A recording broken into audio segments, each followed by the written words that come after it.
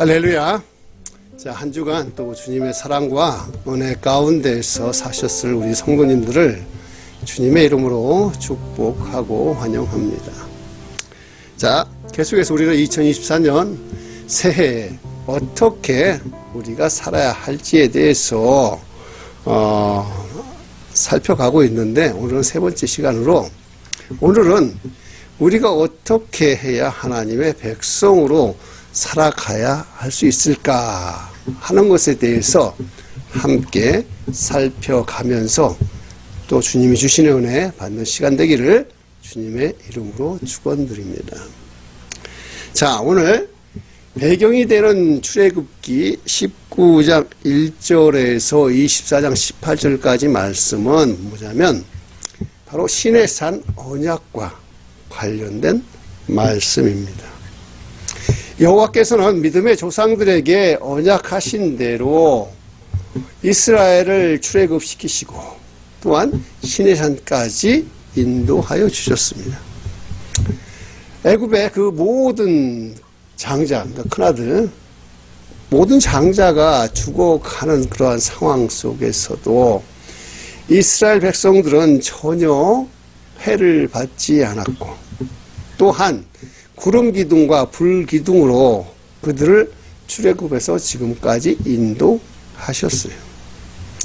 자, 그리고 홍해 바다를 마른 땅같이 갈라지게 하셔서 그들을 건너가게 하시고, 뒤쫓아오던 애굽의 모든 군대를 수장시켜 버리심으로 해서 이스라엘 백성들에게 하나님이 자기를 구원하여 주셨다라는 것을 똑똑히 목격하게 했습니다. 자, 그럼에도 불구하고 이스라엘 백성들은 그 은혜를 감사하지 못하고 그저 조금만 힘들고 어려움이 생겨도 모세를 원망하고 하나님을 원망했습니다. 출애굽한 후 지난 2개월의 그 광야 생활은 하나님께서 이러한 이스라엘 백성들을 사랑하는 그러한 시간이었었어요. 이들이 과연 하나님의 거룩한 백성이 될 수 있는지 될 수 없는지 하나님께서 그들을 한번 지켜보시고 그러면서 그들을 시험했는데 결론은 뭡니까? 이스라엘 백성들은요 그 시험에 실패했을 뿐이에요. 자, 그러함에도 불구하고 하나님께서는 이러한 이스라엘 백성들과 언약을 맺어 주셨고 이스라엘을 자신의 소유로 삼아서 제사장 나라요 거룩한 백성이 되게 하여 주셨다라는 겁니다. 자, 이것은 참으로 놀라운 은혜가 아닐 수 없습니다. 자, 우리가 19장에서 24장까지의 말씀을 살펴보면 이 하나님의 은혜, 놀라운 은혜가 갈수록 그들 앞에 덧입혀졌다는 것을 알 수가 있어요. 자, 그래서 오늘 본문 이 말씀은 뭐냐면 여호와께서 이스라엘 백성들과 시내산 언약을 맺으시는 그 사건인데, 이 사건을 통해서 자, 이 출애굽기 저자는 하나님께서 이스라엘을 애굽에서 구원하여 내신 목적이 무엇인지를 말씀하고자 하는 거예요.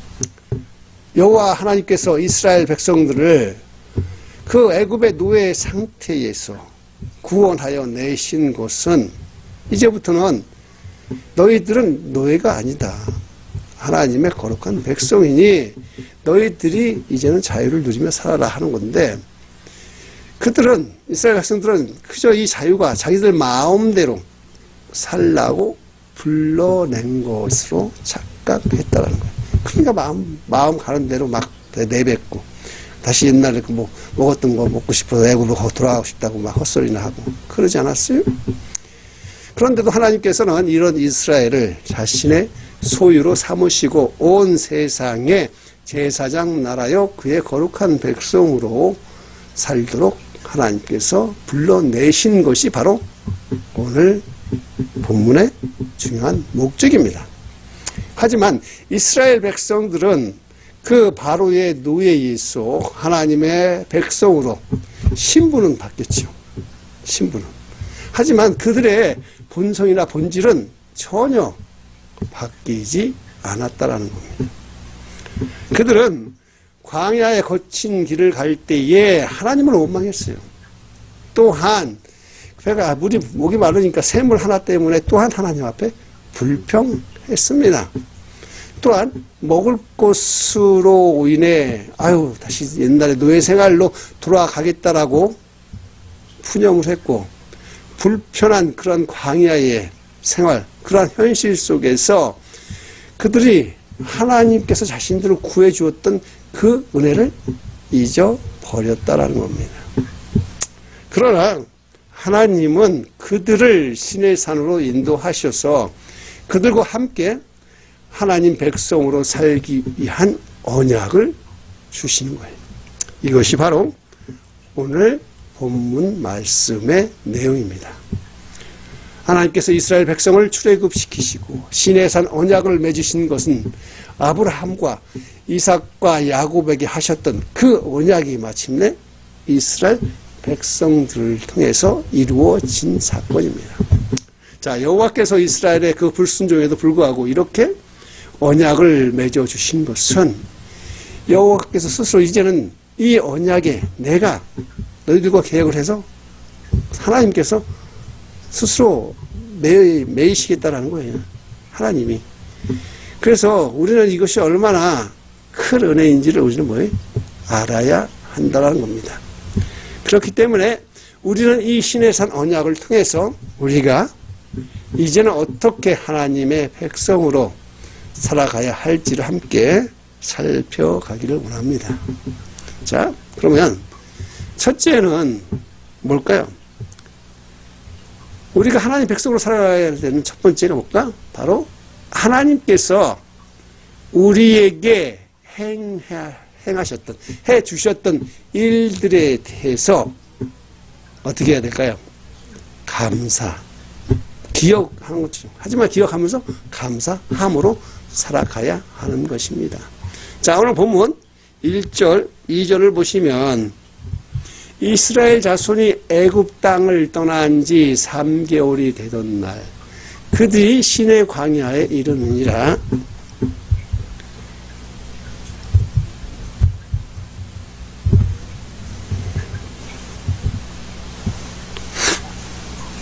그들이 르비딤을 떠나 시내 광야에 이르러 그 광야에 장막을 치되 이스라엘이 거기 산 앞에 장막을 치니라. 자, 보시면, 자, 이스라엘이 르비딤을 떠나 시내 광야에 도착하여 그 산 앞에 장막을 친 때가 언제냐면 애굽에서 나온 지 3개월. 여기 보시면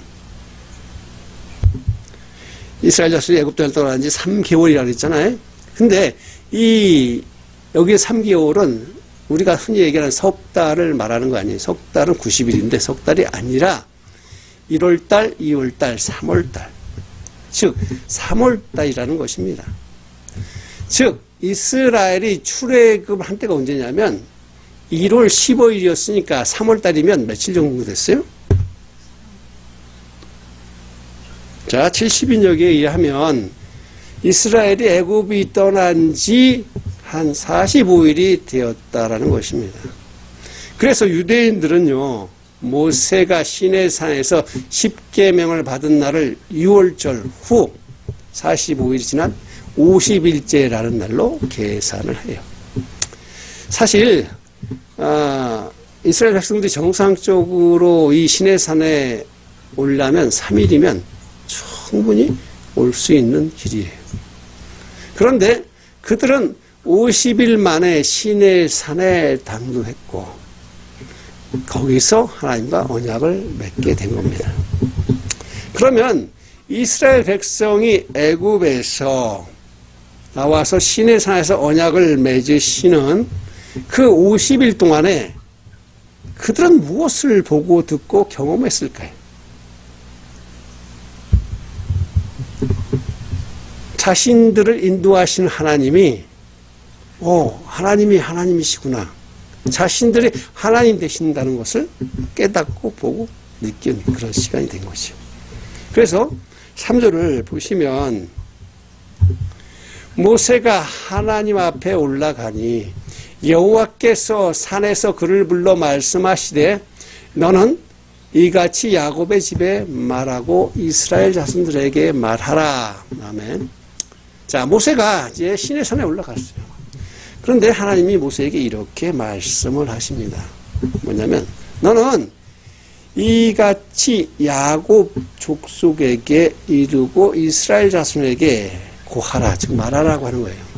그러면 여호와께서, 하나님께서 모세에게 야곱 족속과 이스라엘 자손에게 고하라고 하신 그 말씀은 뭘까요? 무엇을 말하라고 하실까요? 그것이 4절에 나오죠. 4절 보시면 내가 애굽 사람에게 어떻게 행하였음과 내가 어떻게 독수리 날개로 너희를 업어 내게로 인도하였음을 너희가 보았느니라. 즉 하나님께서는 이스라엘 백성과 시내산 언약을 맺으시기 전에 지난 시간 동안에 진행했던 하나님이 행하였던 그 모든 일들을 통해서, 즉 애굽 땅에서도 이랬던 거, 이스라엘 백성들을 위해서 애굽 땅에서 행하셨던 일, 그리고 또한 그들이 출애굽을 하면서 광야에서 겪었던 모든 일들을 상기하라고 하는 거예요. 기억하라고 하는 겁니다. 자, 이스라엘 백성들은 여호와께서 애굽에 그 내리신 10가지 재앙, 그리고 그걸 통해서 6월절 밤에 그 사건과 홍해바다의 그 놀라운 기적과 광야에 인도하시면서 행하셨던 그 기적들을 통해 하나님이 어떠한 분이신가를 그들은 보았다라는 겁니다. 자, 이스라엘 백성들에게 과연 온 세계가 누구 손에 달려 있는가를 직접 보고 경험하게 하시는 것입니다. 그리고 광야에서 먹고 마시는 것을 통해서 하나님이 어떤 분이신지를 그들 스스로가 깨닫도록 하셨다라는 겁니다. 그런데 이스라엘 백성들의 그 광야의 삶을 보면 조금만 힘들고 어려운 문제만 생겨도 모세를 원망했고 또 하나님을 원망했어요. 도무지 이스라엘 백성들에게는 그 하나님이 그들에게 해줬던 그 모든 역사들, 모든 행사들이 은혜가 아니라 그냥 지나간 일이니까 불평과 원망으로 뭐가 없습니까? 감사 같은 게 없었어요. 그런 일을 행하신 하나님의 일을 기억하라고 그럼 하신 건 뭐예요? 내가 너에게 뭐 해줬던 걸 기억하라는 건 뭐예요? 그 안에서 했던 걸 통해서 네가 좀 감사 좀 해라. 그것은 하나님의 이제 거룩한 백성으로 살아가기 위해서는 하나님과 언약을 맺는 것, 거기에는 뭐예요? 하나님 백성으로서 따르는 책임과 의무가 있다라는 것인데, 하지만 이러한 책임과 의무가 하나님께서 억지로 강제로 시키는 것이 아니에요. 이것은 하나님이 뭐야? 하나님 우리에게 원하시는 것은 하나님이 행하신 그 일들을 통해서 받은 은혜에 통해서 스스로 자발적으로 감사하는 마음이 내 안에서 우러나는 것을 하나님께서 원하신다라는 것입니다. 그렇기 때문에 하나님 백성으로 살아가기 위한 첫 번째는 뭘까요? 하나님께서 나에게 해주신 그 모든 일들을 통해서 그러한 은혜에 대해서 감사하는 생활을 해야 된다는 겁니다. 2024년 이제 새롭게 시작하는 이 한 해에 내가 그동안 하나님께서 해줬던 일들을 기억해 보십시오.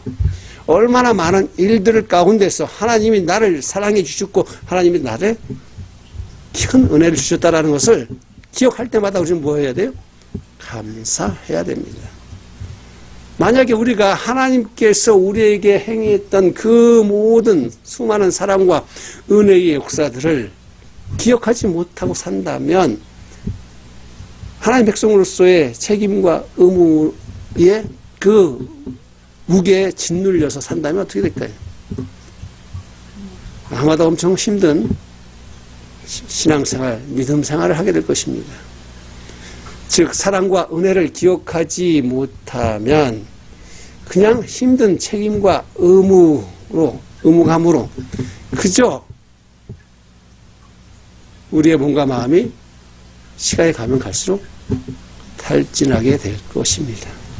자, 그러면 두 번째는 뭘까요? 우리가 하나님의 백성으로 살아가는 두 번째는 뭘까? 하나님께서 주신 말씀과 언약을 지키며 살아가는 것을 말하는 것입니다. 자, 5절을 보시면 세계가 다 내게 속하였나니 너희가 내 말을 잘 듣고 내 언약을 지키면 너희는 모든 민족 중에서 내 소유가 되겠고. 아멘. 자, 하나님의 백성으로 이제 하나님 나라에 속하여 산다. 즉, 그 나라, 하나님의 나라, 그 세계에 살아가기 위해 무엇이 있은 그 나라의 법규가 있는데 거기에 맞춰 가며 살아야 하는 것입니다.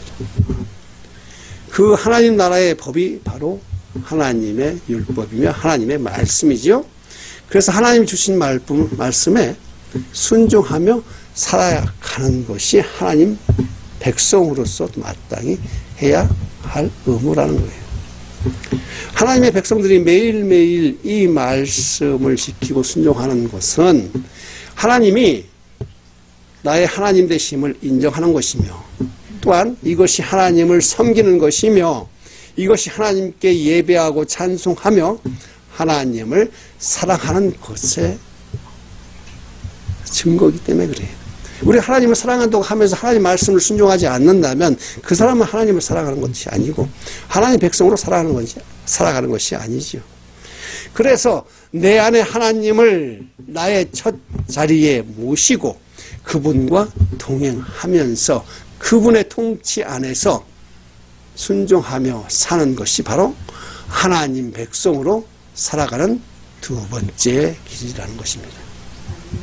자, 그러면 세 번째는 뭐냐?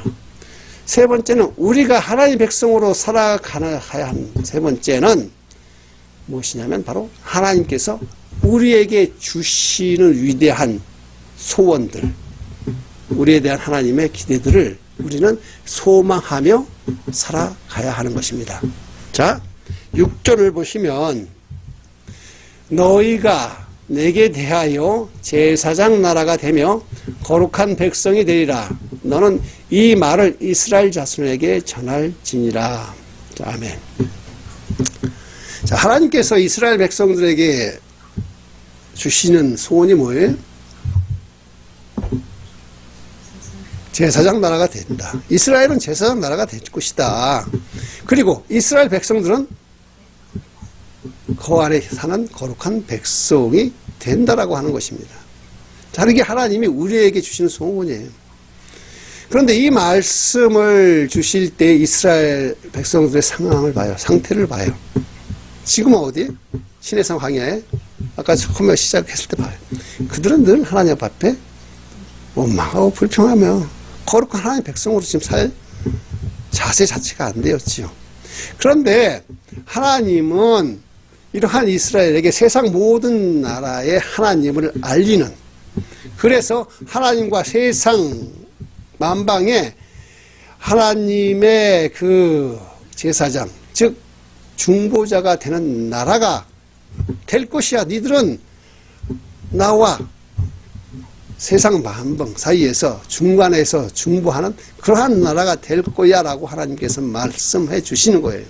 또한 거기에 사는 이스라엘 백성들은 더 이상 세상의 묶임 안에서 끌려가는 세상의 노예가 아니라 하나님의 나라의 백성으로서 거룩하게 살아가는 거룩한 백성들이 될 것이라는 소원을 하나님께서 그들에게 지금 주신다라는 거예요.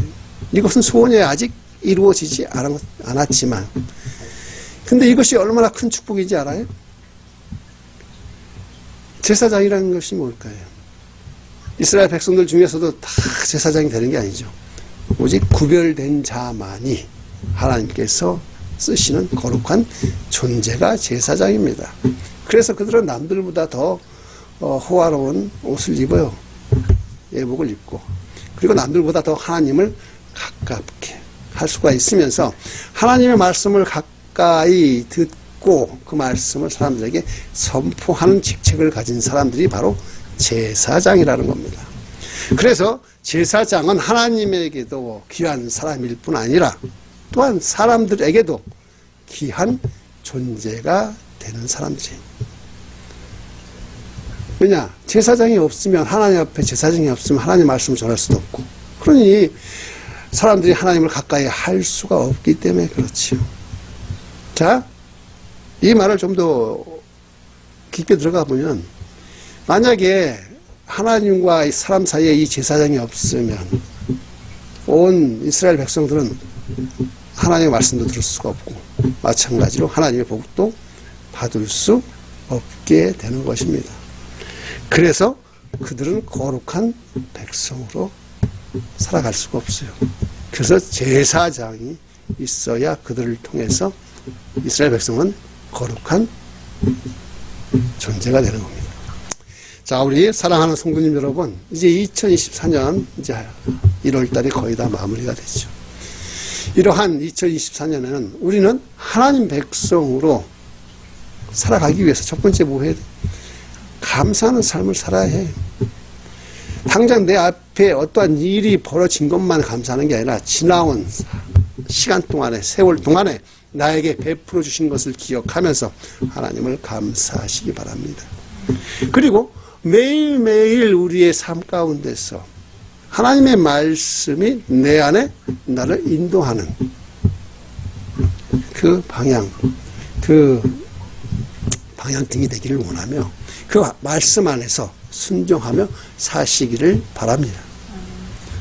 그리고 세 번째는 거룩한 제사장, 거룩한 백성으로 살아가기를 하나님께서는 지금도 소원해요. 너 대호가 너는 하나님의 제사장으로서 거룩한 백성으로 살아라 하고 하나님은 우리에게 늘 소원하시는데 우리는 그 하나님 뜻을 어떻게 이루어 드리가면서 하나님 뜻이 내 안에서 이루어지기를 소망하며 살아가시기를 주님의 이름으로 축원드리면서 이 시간 함께 기도하시겠습니다.